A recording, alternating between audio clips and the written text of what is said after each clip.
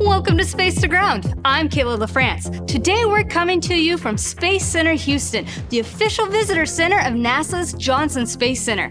And this is America, the command module for Apollo 17. We have ignition, 2, 1, 0. We have a liftoff. We have a liftoff, and it's lighting up. This week, we are celebrating the 50th anniversary of the Apollo 17 mission, the last human mission to the moon, and the splashdown of Artemis 1, marking the beginning of NASA's commitment to return humankind to the moon and onto Mars. Splashdown.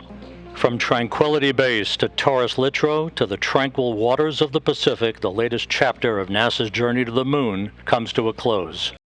This weekend, the Artemis 1 mission came to a successful close when the Orion capsule splashed down in the Pacific Ocean off the Baja coast near Guadalupe Island. During its 25-and-a-half-day mission, the Orion spacecraft traveled over 1.4 million miles. After its journey around the moon was concluded, the vehicle headed home where it reached re-entry speeds of 24,500 miles per hour. That's Mach 32. And liftoff of Artemis 1. We rise together, back to the moon and beyond.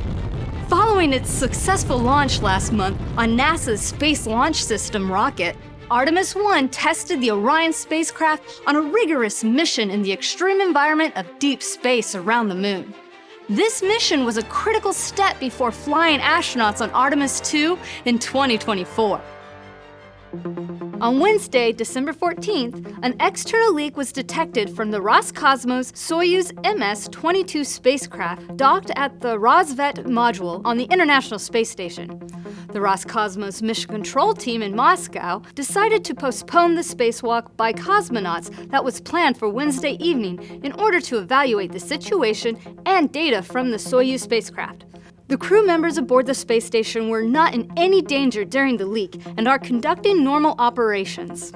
The external radiator cooling loop of the Soyuz is a suspected leak source.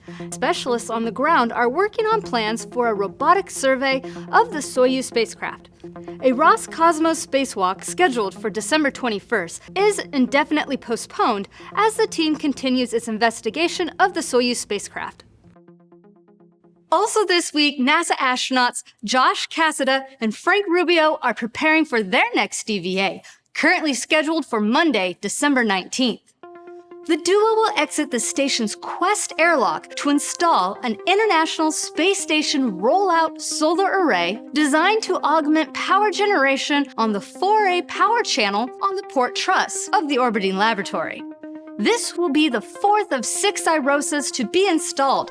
When completed, the IROSAs will increase power generation capability by up to 30%, increasing the station's total available power from 160 kilowatts to up to 215 kilowatts. Live coverage will be provided for all upcoming EVAs, so follow us on social media or head over to NASA Television, the NASA app, or the agency's website for more information and times.